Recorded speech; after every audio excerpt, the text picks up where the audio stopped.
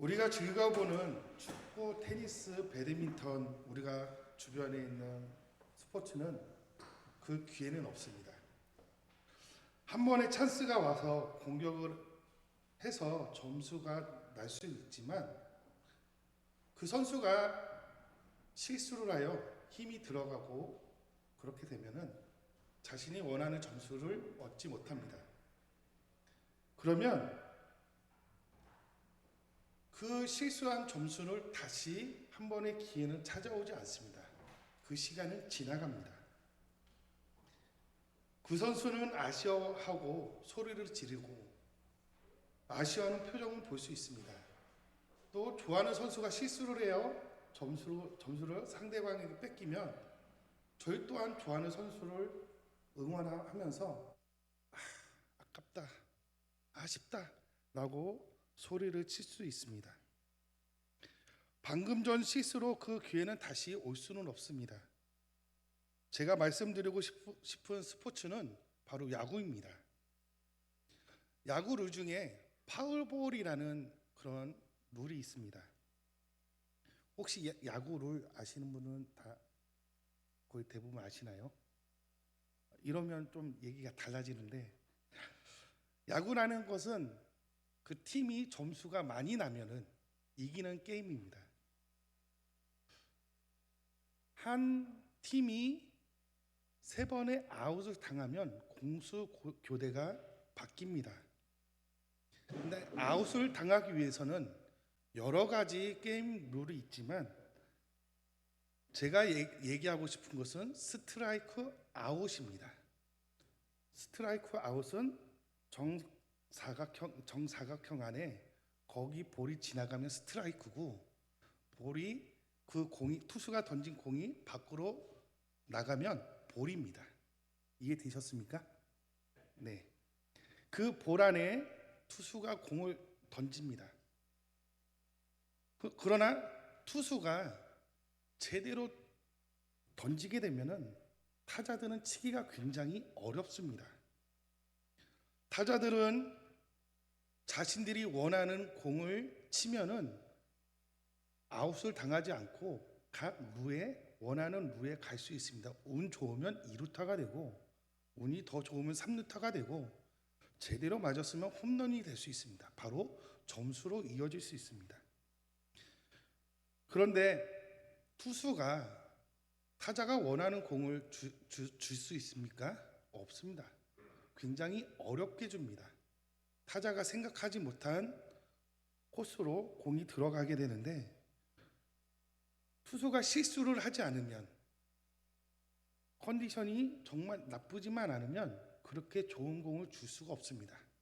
다 타자들이 치기 어려운 코스대로 공이 들어갑니다. 타자들은 아웃을 당하지 않기 위해서 투수가 던진 공을 최대한 원하는 공이 올 때까지 공을 칩니다. 어디로? 라인 밖으로. 그게 파워볼입니다. 파워볼은 그 타자에게 다시 한번 기회의 시간이 오는 것입니다. 아까 영화로도 나왔다고 했습니다. 파워볼. 혹시 이 영화는 야구에 관심이 없으면 제대로 볼 수 없는데, 저는 조금 보다가 내용은 거의 어느 정도 알 것 같아서 안 봤는데, 이 영화의 주제는 고향 원더스 팀이라는 그 사회인 야구팀입니다. 거기에 있는 선수들은 고등학교나 대학교에 프로 지명권을 받지 못한 선수들이 다 대부분 그쪽으로 모였습니다. 김성근 감독 밑에서 훈련을 받고 그 시즌을 끝난 다음에 다시 프로 지명권을 받으려고 매일같이 훈련하고 며칠이 지나고 게임을 시작합니다. 감독님의 훈련 시스템을 통해 매일같이 훈련하다 보니까 그 프로에 지명받지 못한 선수들이 기량이 좋아져서 다시 프로에 갈 수 있게 되는 그런 영화입니다. 그 프로에 지명받지 못해서 다시 기회를 얻어서 다시 프로팀으로 가게 된 영화입니다. 가게 된 친구들에게는 다시 한번 기회라는 것입니다. 성도님들, 창세기부터 요한계시록까지 말씀을 읽다 보면은 이처럼 다시 한번 기회의 말씀을 읽을 수가 있습니다. 혹시 성경나는 구절이 있으십니까? 제가 한번 잠깐 여러 가지 다시 한번 기회가 있지만 제가 묵상하면서 기도하면서 세 구절을 찾아냈는데 첫 번째는 창세기 2장에서 3장입니다. 하나님께서 사람을 흙으로 지으시고 생기를 코에 불어넣어 생명이 된 사람이 바로 아담입니다. 하나님께서 에덴 동산을 만드셨을 때에 다른 여러 가지 나무들은 소개하지 않습니다. 딱 두 가지 나무만 소개를 합니다. 생명나무와 선하게 알게 하는 나무. 나머지는 아무리 찾아봐도 사과나무, 배나무 이건 나오지 않습니다. 유일하게 하나님께서 아담에게 말씀 안에서 생명나무와 선하게 알게 하는 나무만 소개하고 나머지는 어떻게 얘기하느냐? 임의대로 너희들이 다 먹되라고 이렇게 얘기합니다. 에덴 동산을 만드시고 아담에게 다 임의로 먹되 선하게 알게 하는 나무만 먹지 말아라. 선악을 알게 하는 나무를 먹으면 어떻게 되는지 아십니까? 반드시 죽는다라고 했습니다. 맞죠? 이것을 기억하시기 바랍니다. 선하게 알게 하는 나무를 먹으면 어떻게 돼요? 반드시 죽는다. 하나님이 당부하시면서 싱싱당부하게 너 이거 먹으면 죽어 라고까지 이야기했습니다. 아담이 혼자 사는 것을 좋지 않아서 돕는 배필을 만들어 주셨습니다. 바로 하와입니다. 아담과 하와가 시간이 지나서 뱀의 꼬임을 통해 우리가 다 알고 있듯이 선하게 알게 하는 나무를 먹게 됩니다. 하나님께서 아담과 하와를 부르실 때에 하나님의 낯을 피하여 아담과 하와는 숲에 숨습니다. 그리고 하나님께서 아담을 부르셨는데 아담은 뭐라고 대답했습니까? 자신이 벗음으로 두려워 숨었나이다 라고 했습니다. 그리고 아담과 하와에게 저주를 내립니다. 그리고 뱀과 땅에도 저주가 내립니다. 그리고 아담과 하와가 그만 에덴 동산에 쫓겨납니다. 하지만 쫓겨날 때에 하나님의 은혜가 여기에 있습니다.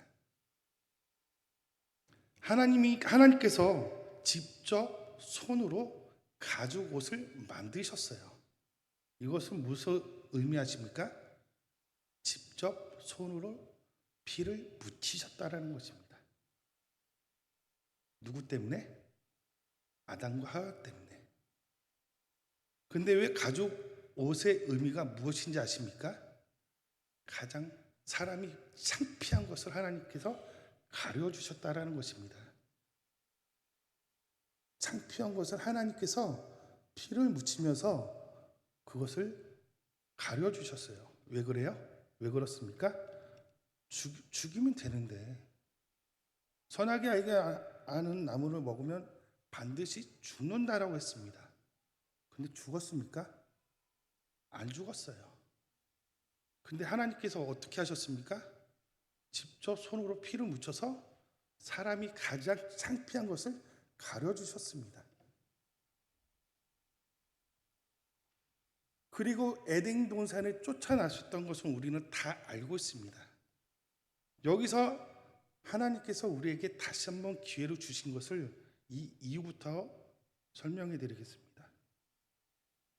아까 초반에 나무가 이름이 있는데 두 가지 나무를 제가 소개를 했습니다. 선하게 알게 하는 나무와 또 하나는 뭐죠? 생명나무죠. 하나님께서 에덴 동산을 왜 쫓아냈느냐? 생명나무 때문에 쫓아냈습니다. 생명나무를 지키려고 그룹들과 두루 도는 불의 칼이 생명나무를 먹지 못하도록 지켰습니다. 왜 그 생명나무를 지킨지 아십니까? 사람들이 먹을까 봐. 사람들이 생명나무를 먹으면 어떻게 되는지 아십니까? 하나님의 나라 구원을 받지 못합니다. 왜요? 우리는 죽었기 때문에. 에덴 동산을 쫓겨났잖아요. 하나님의 말씀에 죄를 지었잖아요. 그 죄인의 상태에서 생명나무를 먹게 되면은 우리는 다시 하나님 앞에 설 수도 없습니다. 아마 예수 그리스도께서도 이 땅에 오시지 않았던 사건이었을 것입니다. 생명나무를 먹었으면. 왜요? 우린 죽지 않고 계속해서 죄를 짓는 것입니다. 하나님께서 이것을 방지하기 위해서 다시 한 번의 기회를 주신 거예요. 생명나무를 못 먹게. 우리는 이것을 기억해야 됩니다. 왜 하나님께서 에덴 동산을 쫓아내셨느냐? 우리에게 다시 한번 기회를 주신 것입니다. 하나님의 나라, 즉 예수 그리스도를 이 땅에 보내신 것을, 그 기회를 얻게 하기 위해서 에덴 동산을 쫓아냈다는 것입니다. 인류에게, 모든 사람들에게, 나에게 다시 한번 기회를 주신 것을 기억하시기 바랍니다. 사무엘 4장 보게 되면은 이스라엘과 블레셋 전쟁이 일어납니다. 이스라엘은 에베네셀 곁에 진을 치고 블레셋은 아벡이라는 곳에 진을 칩니다. 거기서 전쟁이 일어납니다. 이스라엘과 블레셋 간에 전쟁이 일어나는데 이스라엘 사람들이 4,000명 정도 죽고 나니까 이스라엘 사람들이 불안해합니다. 어떻게 하면 우리가 이길 수 있을까 고민하다가 이스라엘 장로 사람들이 언약궤를 가져오자라고 이렇게 얘기를 합니다. 우리가 실로에 있는 언약궤를 가지고 오자라고 했었을 때에 거기 엘리 제사장 2명이 있습니다. 엘리의 아들 2명. 하나님의 제사장인 이 아들들은 장로들이 언약궤를 가져가 했을 때 뭐라고 해야 되는지 아십니까? 안 돼요. 그것만을 가져오면 안 됩니다라고 해야 되는데 가져오겠습니다라고 하면서 이스라엘 사람들과 함께 언약궤를 가져옵니다. 언약궤는 하나님이 임재하는 곳입니다. 그리고 우리들이 죄를 지었을 때 제사를 지내는 곳이 바로 언약궤입니다. 그런데 두 아들들은 함께 있었고 이스라엘 사람들이 함께 가져오게 됩니다. 가슴이 아픈 사건입니다. 왜요? 제사장의 역할을 감당하지 못했기 때문입니다. 이스라엘 장로들은 언약궤를 그 자체의 능력이 있어서 이스라엘을 위협하는 블레셋 세력들을 이길 수 있다라고 생각을 했습니다. 그래서 언약궤를 가져왔습니다. 그들은 하나님을 신뢰한 것처럼 보이지만 그렇게 신뢰하지는 않았습니다. 하나님을 바역하는 행동입니다. 더 나아가 하나님을 모독한 거예요. 왜 그렇습니까? 그들은 하나님의 자체를 의지하지 않고 언약궤를 의지했다라는 것입니다. 우상 같은 거예요. 하나님의 임재에 상징에 불과하는 언약궤를 의지했던 거예요. 하나님이 아닌 하나님이 임재한 그 하나의 틀에 얽매인 것을 의지했다라는 것입니다. 가슴이 아픈 거예요. 언약궤를 가져옴으로 하나님을 이방 우상과 동일하게 취급을 했습니다. 자신들의 목표를 이루기 위해 언약궤를 하나의 수단으로 만들었습니다. 사랑하는 성도님들, 언약궤는 거룩하신 하나님의 임재의 상징물이고 언약궤는 그 노인, 성소를 구별하게 되어야 됩니다. 그런데 이스라엘 사람들은 그 언약궤는 하나의 수단으로 사용했고 또한 정결 예식을 통하여 하나도 준비를 하지 않았습니다. 언약궤는 어떻게 가져야 됩니까? 언약궤를 어떻게 이동을 해야 됩니까? 이것조차 하나도 나와 있지 않습니다. 민수기에 보게 되면은 언약궤는 레위 사람, 고핫 사람만 어깨에 매지 나머지 사람들은 언약궤 만지지도 못합니다. 심지어 레위 사람들도 언약궤 매지도 못합니다. 그 안에 고핫 사람, 구별되어 있는 사람만 맬 수 있습니다. 그런데 오늘 본문은 아니지만 사무엘에 읽게 되면은 이스라엘 사람 아무나 언약궤를 맨 것을 볼 수 있습니다. 하나님의 거룩한 것을 훼손시켰습니다. 하나님의 진노를 받을 수밖에 없어요. 하나님께서 진노하게 되면 이스라엘 백성들을 다 치셔야 됩니다. 다 죽이셔야 됩니다. 그런데 하나님은 진노로 인해 이스라엘 군대 4만 명만 죽었습니다. 나머지는 죽지 않았어요. 이스라엘이 다시 한번 기회를 얻은 것입니다. 이스라엘 사람들이 다 죽어야 되는데 딱 4만 명만 죽고 나서 하나님께서 다시 한번 기회를 주신 것을 우리는 생각해야 됩니다. 그리고 또한 제사장이 두 아들 죽었습니다. 이스라엘이 망해야 되는데 하나님은 오히려 이스라엘을 다시 한번 기회를 주셔서 다시 한번 그 기회를 얻었습니다. 나중에 사무엘을 통해서 이스라엘이 다시 회복되는 장면을 볼 수 있습니다. 마지막으로 이스라엘의 왕 중에 가장 위대한 왕이 바로 우리가 잘 알고 있는 다윗입니다. 누구도 부정할 수는 없을 거라고 생각합니다. 다윗이 이스라엘 왕 중에 왕이요. 그만큼 하나님께서 중심으로 뽑은 왕입니다. 사울이 죽고 다윗이 이스라엘의 두 번째 왕에 오릅니다. 다윗은 왕이 올랐을 때 가장 고민했던 것은 언약궤를 다윗 성으로 가져오는 것입니다. 또 언약궤 얘기입니다. 다윗은 언약궤를 가지고 오기 위해서 3만 명이라는 백성들을 모았고 그 언약궤를 가져오려고 온갖 수단을 다 방법을 세웠습니다. 3만 명이 언약궤를 이제 어떻게 이동을 했느냐? 다윗은 좀 약간 그래도 정결 의식을 좀 한 것 같기도 했습니다. 새 수레를 준비했습니다. 새 수레. 소가 끄는 그 우리가 잘 알고 있는 미역과 같은 언약궤에 들어갈 수 있는 새 수레를 준비하면서 그 위에 하나님의 궤를 싣고 이동을 했습니다. 하나님이 가신다 하면서 다윗과 이스라엘 백성들은 잣나무로 만든 여러 가지 악기, 수금, 비파, 소금, 양금, 재금으로 하나님 앞에서 연주를 했습니다. 다윗은 얼마나 기쁩니까? 또 이스라엘 백성은 얼마나 기쁩니까? 왜요? 하나님이 이스라엘에 들어오기 때문입니다. 그만큼 많은 백성들이 기뻐했습니다. 하지만 그 기쁨도 오래가지 못합니다. 언약궤를 이동하는 중간에 우사라는 사람이 죽게 됩니다. 언약궤를 어쩌다 보니까 만지게 돼요. 그래서 죽습니다.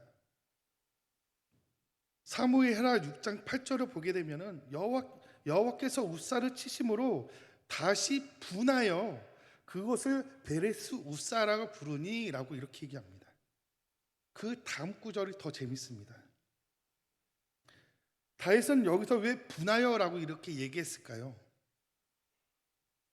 6장 8절에 보면 다윗이 분하여 인간적으로 노력을 했는데도 불구하고 결과가 이렇습니다라고 해가지고 다윗이 화를 낸 것 같습니다. 분한 것 같습니다. 하나님의 궤를 이동하는데 저희들은 정결의식을 했고 하나님께 하면서 우리는 최선을 다했는데 결과적으로 죽게 됐습니다. 한 명이. 그런데 9절을 보게 되면은 다윗이 분하여하면서 여호와를 두려워했다라고 했습니다. 갑자기 다윗이 왜 하나님을 두려워했을까요? 이 사건 때문에 원래 다윗이 죽어야 됩니다. 언약궤를 어떻게 싣고 갔죠? 세수를 했을 것 같잖아요. 아까 제가 언약궤는 누가 내야 된다고 했죠? 레위 사람, 고아 사람이 하나님 앞에서 이렇게 가면서 이렇게 해야 되는데 얘는 짐승을 끌고는 세수레에 끌고 와서 다윗이 명령을 한 것입니다. 다윗은 자신이 잘못한 것을 알았어요. 세수레를 싣기 전에, 아니 언약궤를 이동할 때에 하나님께 기도하지 않았고 자신의 상식상으로 가서 언약궤를 가져온 것이 잘못이었습니다. 그런데 하나님은 다윗이 치지 않고 우사를 치셨어요. 다윗에게 다시 한번 기회가 온 것입니다. 그래서 베레스 우사라는 것을 짓고 하나님께 두려워한 것을 알고 난 다음에 고아 사람을 시켜서 언약궤를 매게 했습니다. 그리고 어떻게 했습니까? 다윗이 에봇이 벗겨진 것처럼 춤을 췄어요. 다시 한번 기회를 얻으니까 다윗은 더 기뻐했다라는 것입니다. 왜요? 구원받았으니까. 이번 일로 다윗은 하나님께 다시 한번 기회를 통해서 우리가 알고 있는 위대한 왕으로 성장을 했다라는 것입니다. 그리고 하나님의 아들인 예수 그리스도의 혈통으로 되었습니다. 성도님들, 오늘 본문 말씀 가운데 가늠한 여인이 예수님 앞에 나왔습니다. 나도 너를 정죄하지 아니하노니 가서 다시는 죄를 범하지 말라. 다시 한번 기회를 얻었습니다. 예수님께서 많은 사람들 앞에서 다시 한번 기회를 주셨어요. 그것이 바로 구원입니다. 돌던 사람들은 이 여인을 자신들이 무엇을 된 것 마냥 누구를 죽여야 돼, 네가 잘못했어, 이렇게 판단을 했습니다. 정작 구원자이신 예수님은 이 여인을 심판하지 않고 구원시켰습니다. 예수님은 이 세상을 심판하러 오신 분이 아닙니다. 구원시키려고 이 땅에 오신 것입니다. 모든 사람들, 아니 나를 이 땅에서 구원시키려고 이 땅에 오셨습니다. 여인뿐만 아닙니다. 돌된 사람들도 복음만 들으면 구원을 받을 수 있습니다. 우리가 예배만 드렸다고 해서 구원을 받을 수 없습니다. 이 여인이 만난 예수님을 만나야 됩니다. 돌던 사람 앞에 예수님이 아니라 여인 앞에 있는 예수님을 만나야 됩니다. 우리 또한 이 예배를 여인이 만난 예수님을 만나야 됩니다. 그래야지만 우리가 구원을 받을 수 있습니다. 성도님들, 이번이 기회입니다. 우리가 이때까지 그냥 예배만 드렸다고 구원받았다 이게 아니라 예수님을 만나고서 내가 정말 하나님께 구원을 받았다라고 할 수 있습니다. 하지만 우리가 내가 구원받았다는 할 수 없습니다. 구원은 하나님의 특권입니다. 구원 이외에는 내가 구원받았다라고 할 수는 없습니다. 하지만 구원자이신 예수님을 믿게 되면은 우리 또한 구원을 받을 수 있을 거야라고 이렇게 할 수는 있습니다. 우린 예수님을 믿기만 하면 됩니다. 예배를 드리는 것이 아니라, 기도만 잘해서 드는 것이 아니라, 다른 사람 판단을 잘해서는 아니라 예수님만 믿기만 하면 되는 것입니다. 그리고 주님의 말씀을 읽고 세상을 살아가지 않고 이 땅에 오신 구원자를, 예수님을 끝까지 믿는 모든 성도님들이 되시길 축원합니다. 기도하겠습니다. 사랑이 많으신 아버지 하나님 감사합니다. 아들 예수 그리스도를 이 땅에 보내주셔서 감사합니다. 주께서 이 땅에 오신 것은 심판이 아닌 구원을 위해 오신 것입니다.